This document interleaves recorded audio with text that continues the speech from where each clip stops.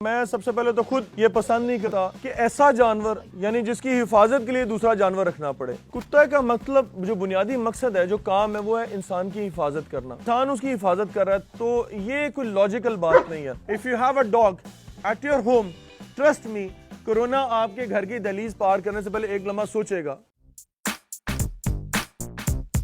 अस्सलामुअलैकुम नाज़रीन, आप देख रहे हैं उर्दू पॉइंट और मैं हूं आपका मेज़बान हारिस भट्टी।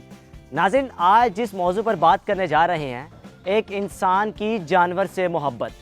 आज आपकी मुलाकात मैं एक ऐसे शख्स से करवाऊंगा जो बाय प्रोफेशनल तो बिजनेसमैन है, लेकिन उनकी जानवर के साथ मोहब्बत की मिसाल कहीं नहीं मिलती। तमाम आपको मनाज़िर दिखाएंगे इस वीडियो में, आइए चलते हैं।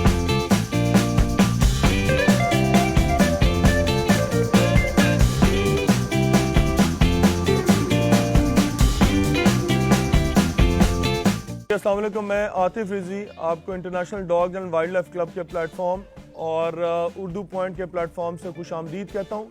International dogs and wild life club जानवरों की, स्पेशली डॉग्स, जर्मन शेपर्ड्स की सेल परचेज का एक पॉइंट, एक प्लेटफॉर्म है। और उर्दू पॉइंट फलाह और एंटरटेनमेंट का एक सोर्स है। और आजकल जितना फ्रस्ट्रेशन है, ऐसे दौर में हमें ऐसा सोर्स भी चाहिए जो कि एंटरटेनमेंट फराहम करे, और ख़ास तौर पे मीडिया के प्लेटफॉर्म से। देखें, सबसे पहले माहौल एक तरह से जो डिफरेंट होने की वजह तो ये है कि मेरे जो जानवर हैं वो मोस्टली एग्रेसिव हैं। एग्रेसिव इसलिए हैं क्योंकि मैं सबसे पहले तो खुद ये पसंद नहीं करता कि ऐसा जानवर यानी जिसकी हिफाजत के लिए दूसरा जानवर रखना पड़े। मुझे वो चीज़ पसंद नहीं है। कुत्ते का मतलब जो बुनियादी मकसद है, जो काम है, वो है इंसान की हिफाजत करना। और अगर वो जानवर इंसान की हिफाजत की बजाय बल्कि इंसान उसकी हिफाजत कर रहा है तो ये कोई लॉजिकल बात नहीं है, ठीक है। दूसरी बात ये है कि अगर आप माहौल की बात करते हैं, डिफरेंट इस तरह से भी है कि यहाँ पे ये कोई खाली सेल करने का पॉइंट नहीं है। ये जो फार्म हाउस है, ये जो कैनल है, ये इस पे खाली ये मकसद नहीं है कि जानवर हम बेच रहे हैं। यहाँ पे ये मेरे बच्चों की तरह हैं, ये मेरे बेबीज़ हैं, ठीक है। ये मेरे बेबीज़ हैं, मेरे बच्चे हैं, ठीक है। यहाँ पे इनको मोहब्बत दी जाती है। मेरे जो वर्कर्स हैं, जितने लड़के आपको यहाँ पे इर्द गिर्द सारे लड़के नज़र आ रहे हैं, 7-8 लड़के इस वक्त काम कर रहे हैं यहाँ पे इस शेड में, ठीक है। इन सब को ये हिदायत है कि आप इनको बच्चों की तरह ट्रीट करें, बेबीज़ की तरह ट्रीट करें, ठीक है। इनको कुत्ता मत समझें, क्योंकि कुत्ते ने जो आज तक इंसान के लिए किया है, इंसान पूरी ज़िंदगी भी लगा ले तो उसका सिला नहीं दे सकता। हम एक इंसान को सारी ज़िंदगी खाना खिलाते रहते हैं और किसी पॉइंट पे, किसी स्टेज पर वो आपको चीट कर सकता है, लेकिन कुत्ते ने आज तक इंसानों के लिए जो किया, कुत्तों ने अपनी ज़िंदगियां दी, जानें दी अपनी इंसानों के लिए। चाहे वो एजेंसीज़ के लिए काम कर रहे हैं, चाहे वो बॉर्डर पे काम कर रहे हैं, चाहे वो ग्लेशियर्स में काम कर रहे हैं। कितने कुत्ते आज तक मर चुके हैं, इंसानों को, आर्म्ड फोर्सेस को, सोल्जर्स को बचाने के लिए अपनी जानें दे चुके हैं। मेरे ख्याल में हमें डॉग्स को ट्रिब्यूट पेश करना चाहिए। मैं जब बहुत छोटा था तो मेरे पास, मैं Lahore cantt saint John's park में पैदा हुआ। मेरे दादाजी एयरफोर्स में पायलट थे, मेरा सारा आर्मी एयरफोर्स का बैकग्राउंड है। तो वहाँ पे हमारे एक नेबर थे, उनके पास बुल डॉग्स थे, ठीक है। वो एक बुल डॉग, हम लोग बाहर क्रिकेट खेल रहे थे, मैं छोटा सा था, वो बुल डॉग छूटा, उसने मेरे पे अटैक किया। मेरा जो पपी था, छोटा सा रशियन पुडल था, उसने मेरे पे अटैक किया। और मेरा जो कुत्ता था, पपी था मेरा जैकी, उसने बीच में आके इंटरप्ट किया और कुत्ते का ध्यान दूसरी तरफ चला गया, उसका ध्यान दूसरी तरफ चला गया और मुझे टाइम मिल गया, मैं गेट के अंदर घुस गया और फौरन फिर शोर वगैरह मच गया। और मैं बाहर जब निकला तो उस वक्त मैंने देखा कि वो बिल्कुल ज़ख्मी हो चुका है। जो बच्चा था वो मेरा पपी ज़ख्मी हो चुका है बिल्कुल और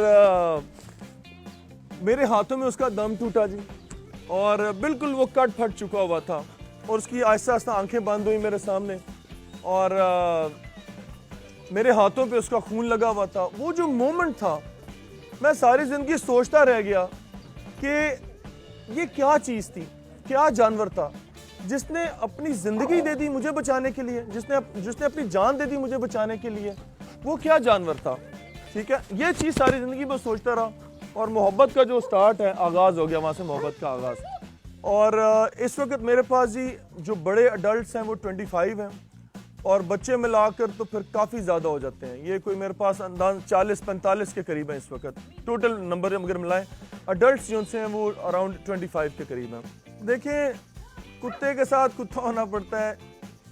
मुझे कोई दुनिया का ऐसा काम बता दें जिसमें मेहनत नहीं दरकार है, जिसमें इन्वॉल्वमेंट दरकार नहीं है। दुनिया को कोई काम ऐसा हो जिसमें इन्वॉल्वमेंट दरकार ना हो। ये जानवर है। आप पहली बात तो ये है कि ये बहुत हेल्दी एक्टिविटी है, आपको इतना प्लेजरफुल है ये चीज़। अब जैसे ये मोमेंट है, इतने ढेर सारे जर्मन शेपर्ड पागलों की तरह पे छलांगे मार रहे हैं, कर रहे हैं। अब दूसरी बात ये तो मोहब्बत है, लेकिन मोहब्बत के अलावा मेहनत। आप जब तक जानवर में इन्वॉल्व नहीं होंगे, उनकी देख रेख में, आपने वर्कर्स पर छोड़ दिया। मेरे वर्कर्स बहुत अच्छे हैं, लेकिन हैं तो इंसान, फरिश्ते तो नहीं। जब तक मैं ज़ाती तौर पे इन्वॉल्व नहीं होऊंगा, मुझे रिजल्ट्स नहीं मिल सकेंगे, मुझे रिजल्ट्स नहीं मिलेंगे जब तक मैं ज़ाती तौर पे इन्वॉल्व नहीं होऊंगा। मैं अपने वर्कर पर छोड़ दूंगा, बहुत अच्छे वर्कर हैं, लेकिन आपकी पर्सनल इन्वॉल्वमेंट, यानी जिसको कहा जा रहा है कुत्ते के साथ कुत्ता होना, जब तक आपकी ज़ाती इन्वॉल्वमेंट नहीं होगी, आपके जानवर महफूज नहीं रह सकते। बात यह है कि पालतू, अगर आप non commercial point of view से देखें तो हम लोग सुबह उठते हैं, सुबह उठने के बाद आपको या करना चाहिए, आपको अपने पेट को ज़रा देखना चाहिए, या उसको बाहर ले जाएं, वॉक करवाएं। आपकी सेहत के लिए भी अच्छा, जानवर की सेहत के लिए भी अच्छा रहेगा। प्लस जानवर की जो देख रेख है उसमें बहुत फ़र्क पड़ेगा आपको। उसकी बॉडी लैंग्वेज वगैरह को ऑब्जर्व करें, और शाम में थोड़ा उसको बाहर लेके निकलें, खेलें उसके साथ, आपकी सेहत के लिए भी अच्छा है। देखिए, वफादारी के पॉइंट ऑफ व्यू से देखा जाए तो इस पर तो किताबें लिखी जा चुकी हैं। एक सूखी रोटी के बदले अपनी पूरी ज़िंदगी आपको दे देता है, अपनी पूरी ज़िंदगी आपके नाम कर देता है। इससे बड़ी वफा क्या होगी? इंसान की परवरिश पे तो खैर बहुत ज़्यादा अखराजात हैं, लेकिन इस लेवल पे, जिस लेवल पे मैं काम कर रहा हूँ, 30-40 जानवर अगर आपके पास हैं, तो मेरा सिर्फ जो नाश्ते का डॉग फूड डलता है वो 4.5 लाख, 4 से 4.5 लाख रुपए का नाश्ते का महाना, 2 बैग डॉग फूड के महीने पर मंथ जो सा वो यूजेज है, ठीक है। और रात का जो खाना है वो हम देसी डालते हैं, चिकन का कीमा वगैरह, चपाती, चावल वगैरह, वो बोरियां की बोरियां आते हैं, वो अलग लगता है। प्लस इनकी मेडिकेशन, वैक्सीन, प्लस ये वर्कर्स, प्लस बिजली, एम्प्लॉयज़ अच्छी सैलरी में दे रहा हूँ। अच्छा, अपने वर्कर्स को, खाली मैं जानवरों के, अपने वर्कर्स को सबसे पहले तो मैं बहुत अच्छा खिला रहा हूँ। अच्छा कुकिंग ऑयल इनके लिए यूज़ होता है, अच्छा खाना हम इनको दे रहे हैं पर मंथ, हर चीज़ अच्छी से अच्छी। अपने वर्कर्स का एक्सपेंस है सारी चीज़ का, ये सारी चीज़ करने का। पहली बात तो ये है कि मैं इस कॉन्सेप्ट से डिसएग्री करता हूँ कि ये जानवरों से इंसानों को लगा है। खैर वो तो एक और कॉन्सेप्ट है, यहाँ डिटेल बात हो जाएगी उसमें।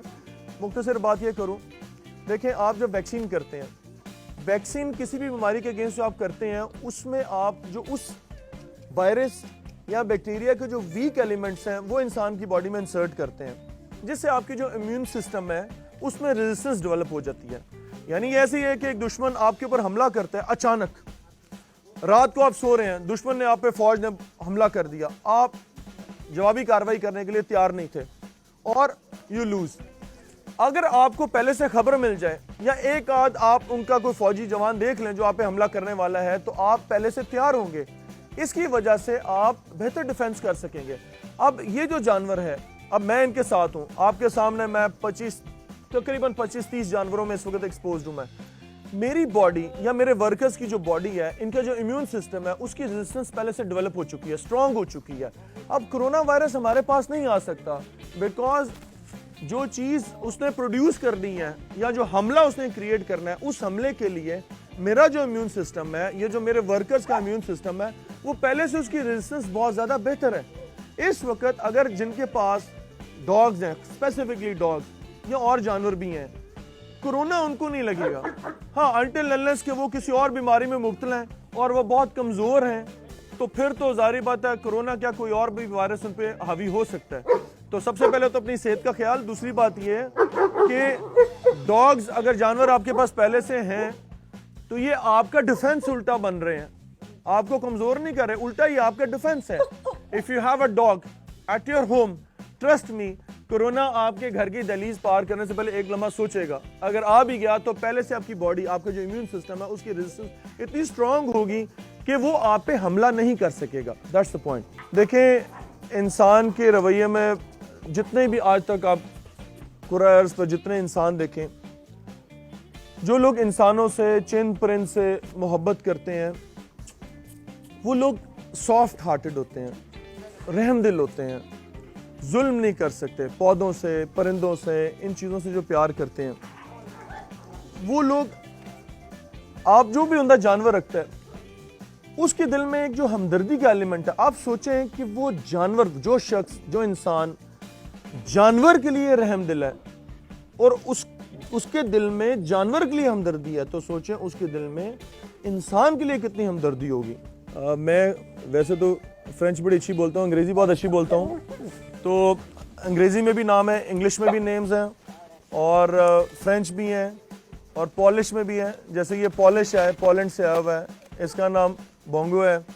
इसी तरह मेरे पास एक पपी है गांडेवू, गांडेवू को लेकर आओ मेरे पास कोई, ये गांडेवू है। अब ये गांडेवू है, गांडेवू इज़ अ फ्रेंच नेम। इसी तरह ये भैरव है, हिंदी में भी नेम है। तो मैं ज़बानों और कल्चर्स के हवाले से डिस्क्रिमिनेशन नहीं करता। मेरे नज़दीक इंसान ठीक होना चाहिए और ज़बानों और कौमों और बॉर्डर्स और ये चीज़ों, I don't believe in all these things. मैं आई एम ए फिलैंथ्रोपिस्ट। मैं इंसान से मोहब्बत करने वाला इंसान हूँ, इंसानों, जानवरों, पौधों से मोहब्बत करने वाला इंसान हूँ। तो मैंने सारी ज़बानों के, मोस्टली काफ़ी सारी ज़बानों के मैं जानवरों के नाम रखे हुए हैं। कोई ऐसा एक जो मेरे बगैर ना रह सकता हो, ऐसे तो ये खैर सारे ही हैं, लेकिन मिसाल ली जाए, ड्रैगन कहाँ पे है, इसको ले आओ मेरे पास। अब जैसे ये मैंने बाहर से इंपोर्ट किया था, ये जब आया था तो ये छोटा था। अब आपको क्या बताएं कि इनकी क्या मोहब्बत है मेरे साथ और मेरी क्या मोहब्बत है इनके साथ।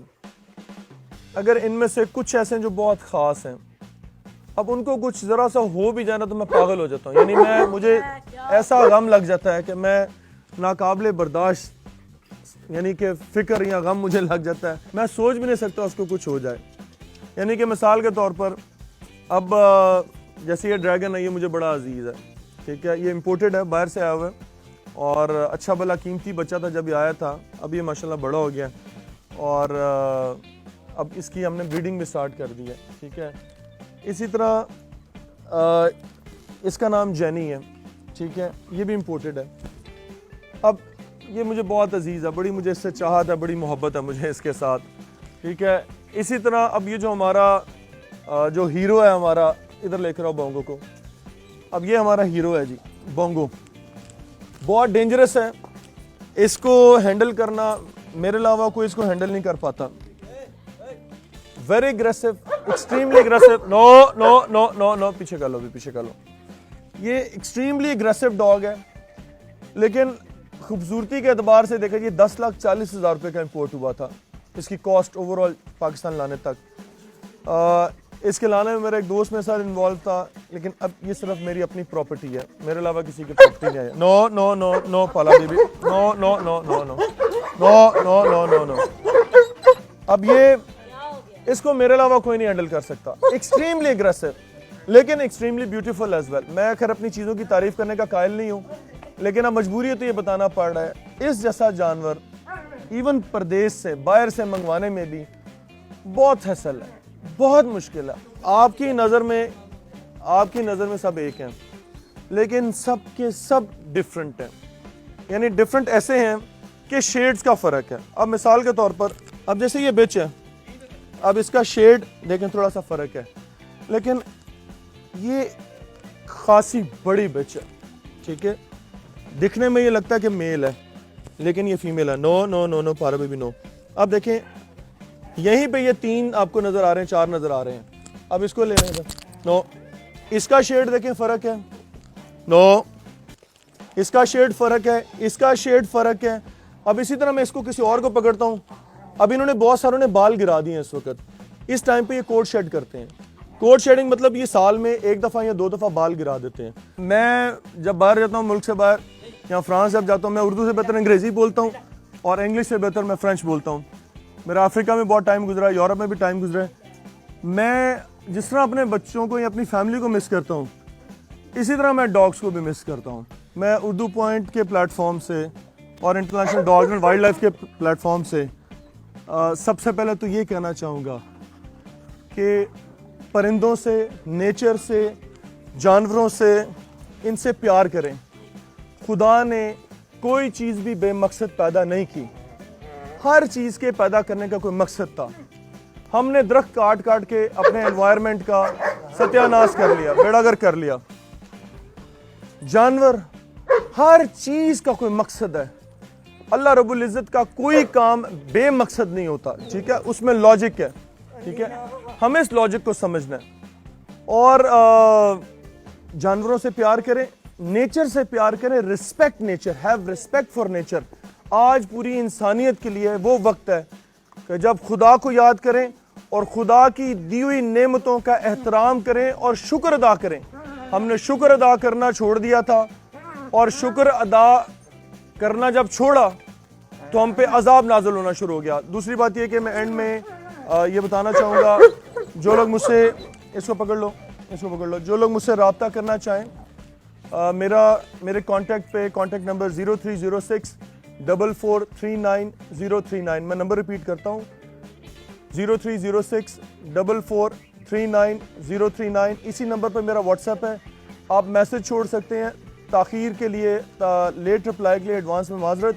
सारी चीज़ों को हैंडल करना होता है, जो क्लाइंट्स आ रहे होते हैं दूसरे शहर से, दूसरे शहर जानवर जा रहे होते हैं, सारे निज़ाम को हैंडल करना। इसके अलावा भी मेरे और कारोबार भी हैं, उनको मैं खैर इतना वक्त नहीं दे रहा जितना मैं जर्मन शेपर्ड्स को दे रहा हूँ, लेकिन क्योंकि ये मेरी मोहब्बत है, मेरा इश्क है, मेरा जुनून है। मेरा पोल्ट्री का बिज़नेस भी है और भी काम है। मैं अपने ऑफिसेज़ में, मेरे वर्कर्स हैं बहुत सारे, कोई 63 के करीब मेरे मुलाजिम हैं सारे कारोबार मिलाकर। आप यकीन करें कि सिवाय जर्मन शेपर्ड्स के मैं हफ्ता अपने ऑफिसेज़ में अपने कारोबार पे ध्यान नहीं देता। और अल्लाह का शुक्र सब ठीक चल रहा है। ये वो वाहिद मेरा कारोबार है जिस पर मैं इन्वॉल्व हुआ हूँ, क्योंकि ये मेरा जुनून था, मेरा इश्क था। मैं जर्मन शेपर्ड्स के बगैर नहीं रह सकता। और ट्रस्ट मी, मेरे नज़दीक it was a precious gift from Allah सुब्हाना ताला। अल्लाह ताला की तरफ से एक खूबसूरत गिफ्ट था इंसान के लिए, आपकी हिफाजत के ज़िम्मे में। लोग लाखों रुपया खर्च के बाहर से मंगवा रहे हैं। ऐसा बच्चा बाहर से 5 लाख 5.5 लाख आता है। इसका नाम विक्टोरिया है और ये फीमेल पपी है। आप इसका क्लोजअप लें और दिखाएं इसको, इस लेवल का जानवर। और सोचें खुद से, मैं तारीफ नहीं कर अपने जानवर की, पाकिस्तान में मिलता है, इंपोर्ट करना पड़ता है, वही एग्जैक्ट इंपोर्टेड क्वालिटी आपको पाकिस्तान में मिल जाती है। अब इसकी प्राइस 1,70,000 रुपया। ये पेडिग्री है पपी, ठीक है, इसका नाम विक्टोरिया है। और बालों से भरी हुई रीछ का बच्चा है, बिल्कुल बालों से ढकी हुई है हर तरफ से, रीछ का बच्चा है, बिल्कुल भालू, ठीक है। इसकी एज जो सी अराउंड 2.5 महीने है। जानवर से मोहब्बत करना for me it's very important, because not only आपको थोड़ा फिजिकल होना चाहिए, क्योंकि वरना आप कमज़ोर पड़ जाओगे, आगे जाके कॉम्प्लिकेशंस आना शुरू हो जाएंगी। तो एनिमल्स के साथ खेलना बहुत ज़रूरी है। आप मेंटली रिलैक्स होते हो, आपके ब्रेन में जितनी नेगेटिविटी होती है सारे पॉजिटिविटी से रिफ़्रेश हो जाती है। तो आर्ट से कि एनिमल्स के साथ खेलना इज़ वेरी इंपॉर्टेंट, क्योंकि आप इनके साथ नहीं खेलोगे तो उसके आगे जाके मसला हो सकता है। वीडियो गेम्स नहीं खेलोगे, उसका आगे जाके प्रॉब्लम नहीं होगा। जानवरों से इंसान की मोहब्बत की ऐसी खूबसूरत मिसाल कहीं नहीं मिलती। इंसान अगर अपने रवैये में तब्दीली लाना चाहे तो उसमें जानवर अहम किरदार अदा कर सकते हैं। इसी के साथ अपने मेज़बान हारिस भट्टी को दीजिए इजाज़त। देखते हैं द पॉइंट। अल्लाह हाफिज़।